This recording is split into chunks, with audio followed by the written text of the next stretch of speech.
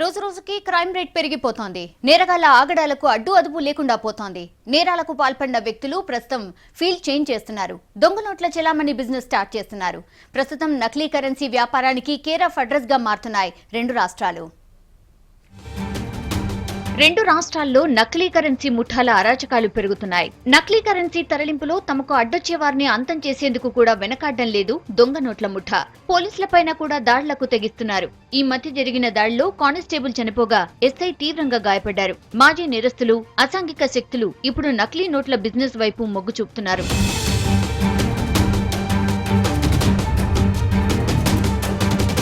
నకిలీ నోట్లు అసలు నోట్లను పోలి ఉండడంతో వీటిని గుర్తించేందుకు పోలీసులకు కష్టంగా మారుతోంది. ఇది కాస్త దొంగ నోట్ల ముఠాలకు కాసుల వర్షం కురిపిస్తోంది. నగరంలోనూ రోజురోజుకి దొంగ నోట్ల వ్యాపారం విస్తరిస్తోంది. నకిలీ నోట్ల వ్యాపారాన్ని ప్రొఫెషన్ గా మార్చుకుంటున్నారు కేటుగాళ్లు. ముఠాగా ఏర్పడి దందా సాగిస్తున్నారు.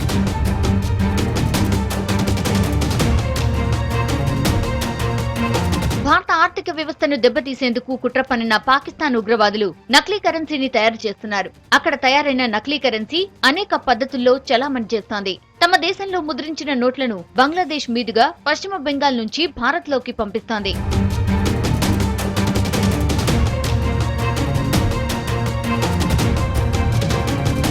దేశంలో ఇప్పటివరకు దొరికిన చాలా నకిలీ కరెన్సీ పాక్ లో తయారైనట్టు పోలీసులకు ఆధారాలు లభించాయి. వ్యాపారాలను, ముఠాలను మచ్చిక చేసుకుని వారి ద్వారా దొంగ నోట్ల చెలామణి చేస్తున్నారు. గత ఏడాది కాలంలో రెండు రాష్ట్రాల్లో 1600 దొంగ నోట్ల చెలామణి కేసులు నమోదయ్యాయి. ప్రతి ఏడాది కనీసం 150 కోట్ల నకిలీ కరెన్సీ పట్టుబడుతుండడం ఆందోళన కలిగిస్తోంది.